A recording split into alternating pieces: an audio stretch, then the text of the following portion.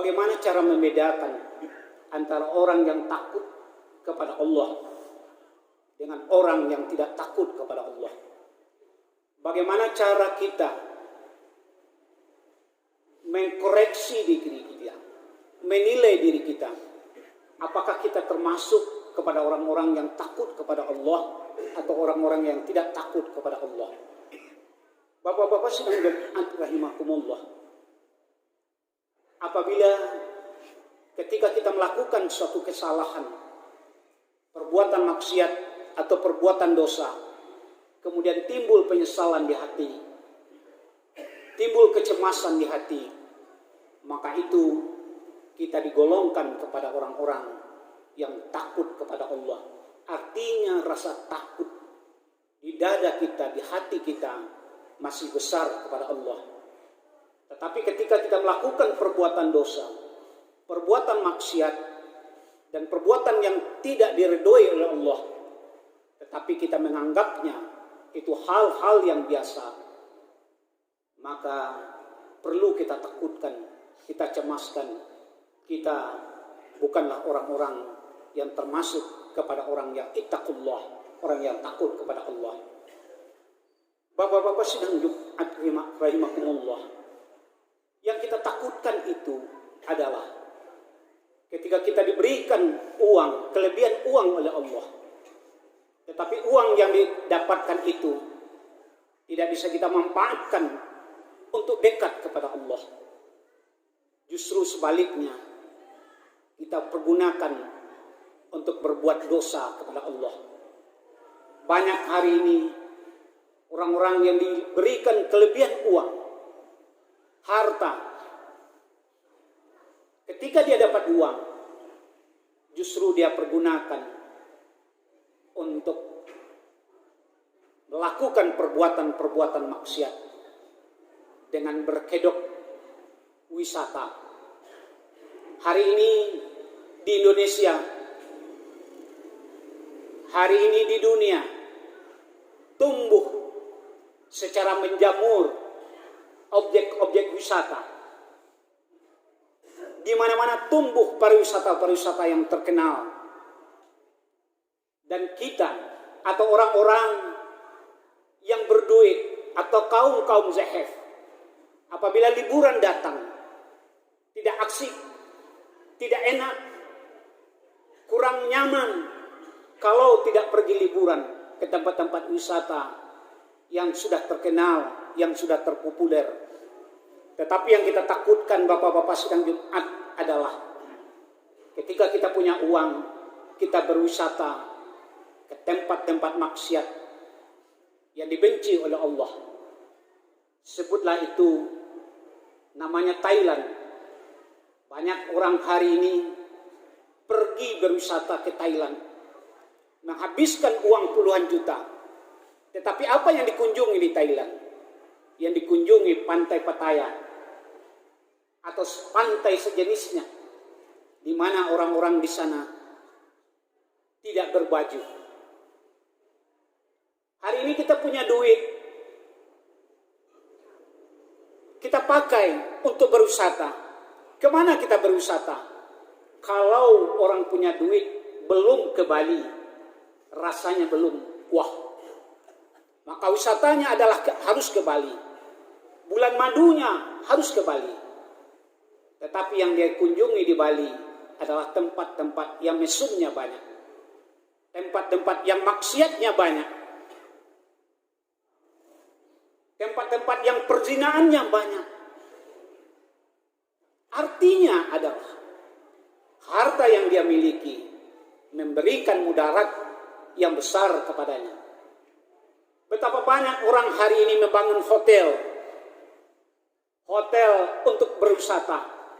Ada bintang 3, bintang 5. Tetapi amat kita sayangkan, harta yang dikeluarkan miliaran untuk membangun hotel justru dijadikan oleh tamu-tamunya untuk berbuat mesum, untuk melakukan zina-zina di hotel.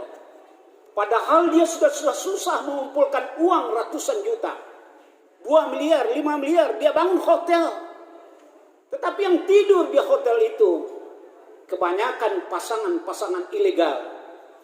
Betapa banyak menyamur homestay dan hotel-hotel hari ini di Sumatera Barat. Mungkin dia meraup untung ratusan juta setiap bulannya, miliaran setiap tahunnya. Tetapi tahukah dia dari mana dia dapat untung? Maka itulah yang disebut orang dengan bisnis lendir.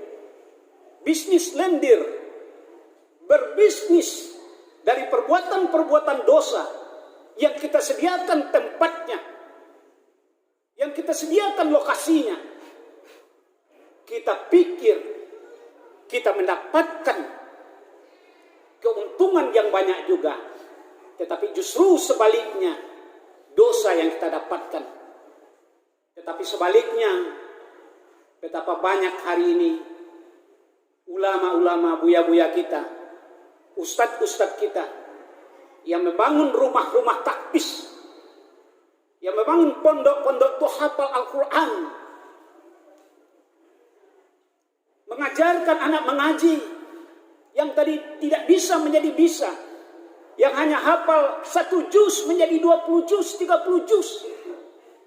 Justru pengurusnya mengemis kemana-mana. Tak tersentuh hati orang-orang yang punya duit untuk membantunya. Tak tersentuh hatinya untuk berinvestasi di rumah-rumah tasbih, di pondok-pondok TPA dan TPSA, di mana di sana mengalir amal yang berlipat ganda, yang sampai kita mati pun nanti pahalanya terus menerus mengalir. Tetapi dia lebih enak berwisata ke tempat-tempat maksiat yang di sana banyak orang-orang yang tidak berbusana. Belum senang rasanya hati ini kalau belum sempat ke Swiss, belum sempat ke London, ke Selandia Baru, atau ke Austria, ya di mana suatu tempat khusus di sana, tempat-tempat LGBT. Di Selandia Baru ada satu pulau yang penghuninya LGBT semua, kaum laki-laki semua, tetapi orang gandrung berkunjung ke sana. Maka itulah hidup yang paling malang, orang kaya yang paling malang, orang banyak harta yang paling malang. Dia mendapatkan harta bukan untuk menjadikan dia dekat kepada Allah, tetapi mendekatkan dia kepada perbuatan-perbuatan yang penuh dengan dosa. Bapak-bapak sidang Jumat rahimakumullah, ada satu kisah nyata di mana ketika hidup Nabi Musa, suatu hari Nabi Musa melintasi gurun pasir, maka di suatu pojok dia melihat seorang bapak-bapak yang kira-kira berusia 60 tahun. Apa yang dilakukan oleh bapak itu? Ternyata bapak itu sedang menengadahkan tangan ke atas. Sambil berhibah-hibah dia tengadahkan tangan ke atas, bermohon kepada Allah supaya diampuni dosanya, diampuni kesalahannya, dan diampuni segala perbuatan maksiat yang dia lakukan. Sampai suaranya parau dan hilang, memohon kepada Allah. Melihat bapak itu yang begitu seriusnya, air matanya sudah membasahi bajunya, Nabi Musa lama berhenti. Kemudian Nabi Musa bertanya kepada Allah, "Wahai ya Allah, aku melihat bapak tua itu sudah menangis berhibah-hibah, malah seluruh bajunya sudah basah dengan air mata. Tetapi kenapa ya Allah, tidak engkau kabulkan doanya, tidak engkau perkenankan doanya?" Demikian tanya Nabi Musa kepada Allah. Maka seketika itu terdengar suara, "Wahai Musa, aku tidak akan kabulkan doanya." Maka ditanya lagi oleh Musa, "Kenapa ya Allah? Bukankah dia sudah berhibah-hibah, syaratnya sudah cukup, dia sudah menangis, dia sudah bersujud kepadamu ya Allah. Tetapi kenapa tidak engkau kabulkan?" Maka kembali terdengar suara, "Wahai Musa, jangankan air mata membasahi seluruh bajunya, darah pun keluar dari matanya itu Aku tidak akan mengampuni dosa bapak itu. Kembali Musa bertanya, ya Allah, kenapa ya Allah? Ada apa ya Allah? Maka seketika itu terdengar lagi suara, wahai Musa, ketahuilah, ketika itu memang bapak itu menangis terisak-isak, terseduh-seduh, sampai air matanya membasahi bajunya, suaranya parau. Memang ketika itu dia bersujud kepadaku. Tetapi ketahuilah wahai Musa, setelah dia menangis berhibah-hibah, bersujud, minta ampun kepadaku, setelah itu kembali dia melakukan perbuatan-perbuatan maksiat. Yang kedua, wahai Musa, ketahuilah, andai darah pun keluar dari matanya, menangis meminta kepadaku, aku tidak akan mengampuni dosanya. Ketahuilah, dalam perut bapak itu banyak yang haram-haram, yang dia makan yang haram-haram, yang masuk ke perutnya yang haram-haram. Makanya aku tidak ampuni dosanya. Bapak-bapak sidang Jumat rahimakumullah, itulah yang kita takutkan dalam hidup ini.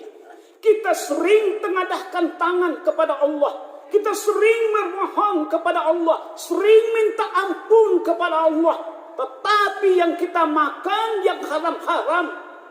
Mungkin secara tidak langsung kita memakan yang haram-haram.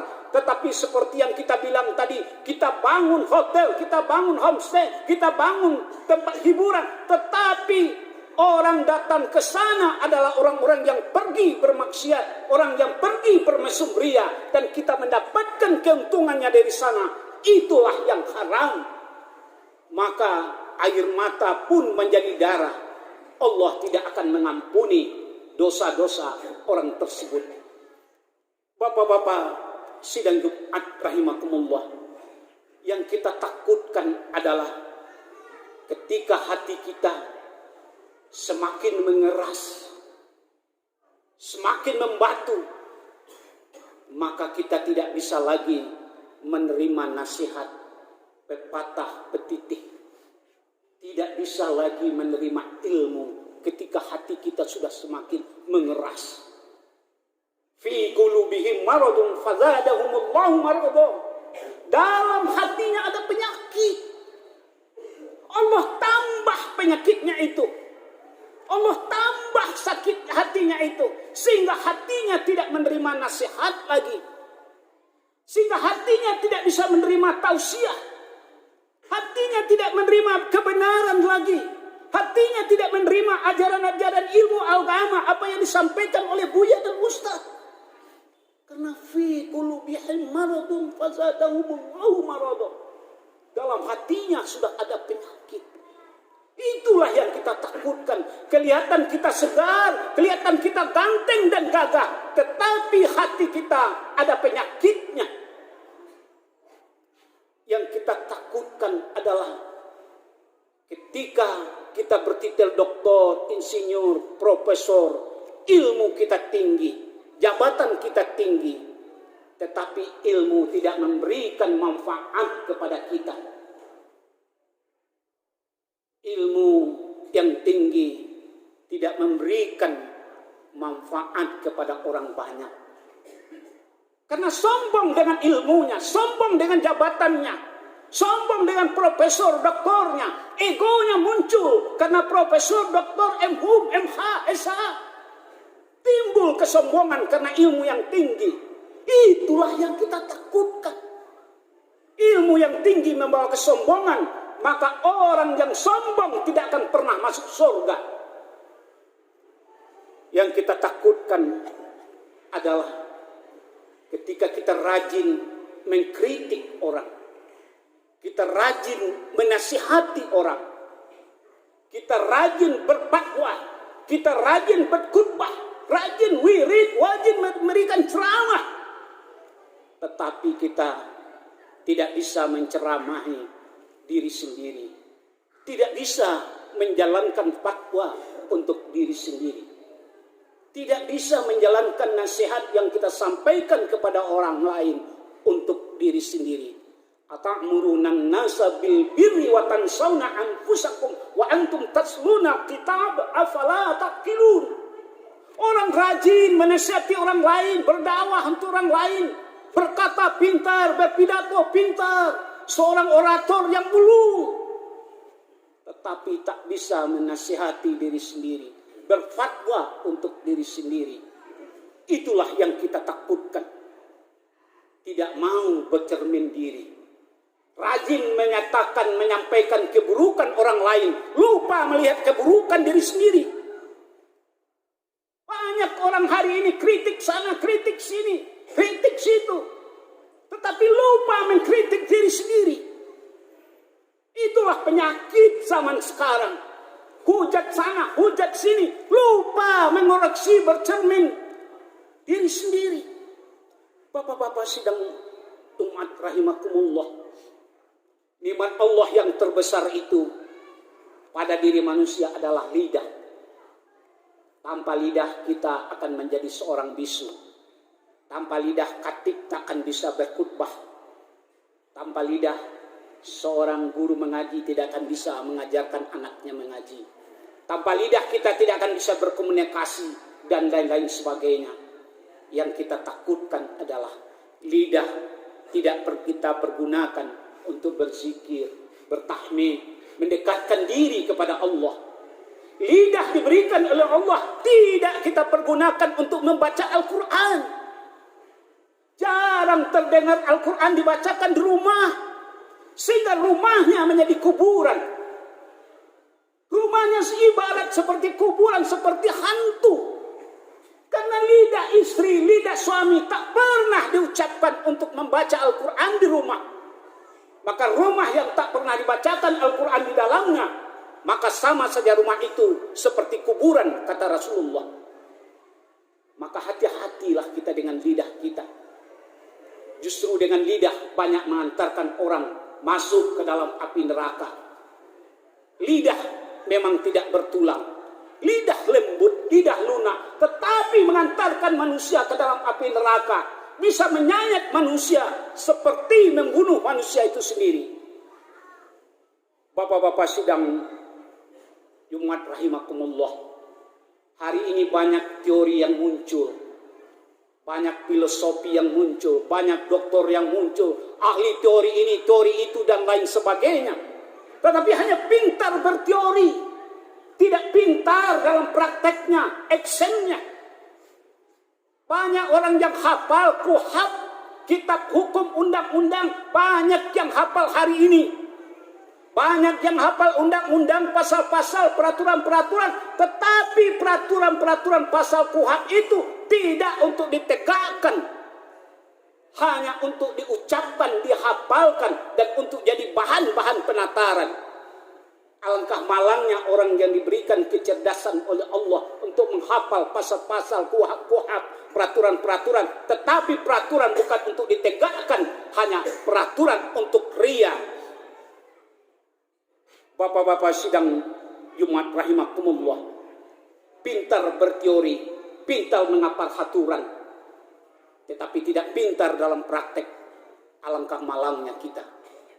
Yang paling kita takutkan adalah ketika kita banyak hafal hadis, kita hafal Al-Quran 1 juz, 2 juz, 5 juz, 12 juz, hafal Al-Quran. Tetapi hafal Al-Quran itu tidak untuk kita praktikkan, tidak untuk membawa kita ke surga. Hanya hafalnya yang diambil, tidak isinya yang diambil, tidak maknanya yang diambil. Maka jangan bangga dengan hafal Al-Quran 20 juz. Belum, jangan bangga dulu. Berapa juz? 30 juz, jangan bangga dulu. Banggalah ketika hafal Al-Quran 5 juz, 10 juz, 20 juz. Tetapi bangga juga dalam pelaksanaan dan prakteknya. Harusnya semakin banyak orang-orang yang habis Al-Quran, banyak yang hafal hadis-hadis sahih, hadis riwayat Muslim. Harusnya dia semakin bisa mempraktekkan dalam kehidupannya sehari-hari. Malanglah orang yang berilmu, yang bisa punya banyak hafalan, tetapi tidak bisa menjadikan dirinya menjadi seorang insan yang takwa. Bapak-bapak sidang Jumat rahimakumullah. Demikian saja. Semoga dapat kita ambil iktibar dan manfaatnya. Faktabiru ya ulil albab.